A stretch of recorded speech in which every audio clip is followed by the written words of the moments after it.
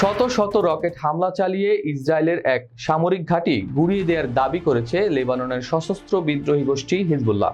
বেশ কয়েকটি রকেট প্রতিহত করার দাবিও করেছে ইসরায়েল। তবে সামাজিক মাধ্যমে ছড়িয়ে পড়া বেশ কিছু ভিডিও চিত্রে দেখা গেছে হামলায় পুরোপুরি বিধ্বস্ত হয়েছে ঘাঁটিটি। আল জাজিরা জানিয়েছে বৃহস্পতিবার ইসরায়েলের সাফাত শহরের কাছে দেশটির উত্তরাঞ্চলের প্রধান বিমান প্রতিরক্ষা ঘাঁটি বিরকিয়া ব্যারাকে বিপুল সংখ্যক রকেট নিক্ষেপ করেছে হিজবুল্লাহ। বিস্তারিত থাকছে ডেস্ক রিপোর্টে। ইসরায়েলি বাহিনী হামলার বিষয়টি নিশ্চিত করে বলেছে প্রায় 20টি প্রজেক্টাইল সাফাদের দিকে ছোড়া হয়েছিল। তবে এগুলোর বেশিরভাগই কটরে আটকানো হয়েছিল বা খোলা জায়গায় পড়েছে বলে দাবি ইসরায়েলের। হামলায় কোনো আহত হয়নি। তবে এই হামলায় পশ্চিম গ্যালিলি অঞ্চলের 2টি জায়গায় আগুন ধরে যাওয়ার খবর পাওয়া গেছে।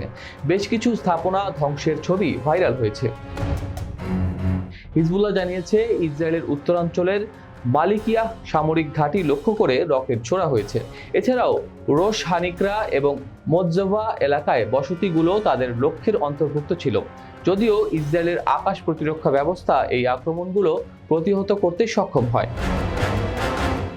এদিকে হিজবুল্লাহর আরবাইনে অভিযানে 22 জন ইসরায়েলি সেনা নিহত হয়েছে বলে ইউরোপীয় নিরাপত্তা সূত্রের বরাত দিয়ে জানিয়েছে লেবানন ভিত্তিক সংবাদ মাধ্যম আল মায়াদিন।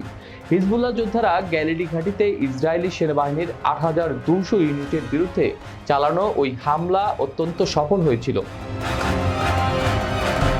হিজবুল্লাহর 6টি ড্রোন ইসরায়েলি বিমান প্রতিরক্ষা ব্যবস্থা ভেদ করে অত্যন্ত নির্ভুলভাবে তেল আবিবের কাছে অবস্থিত গিলট ঘাঁটির অভ্যন্তরে লক্ষ্যবস্তুতে আঘাত হানে।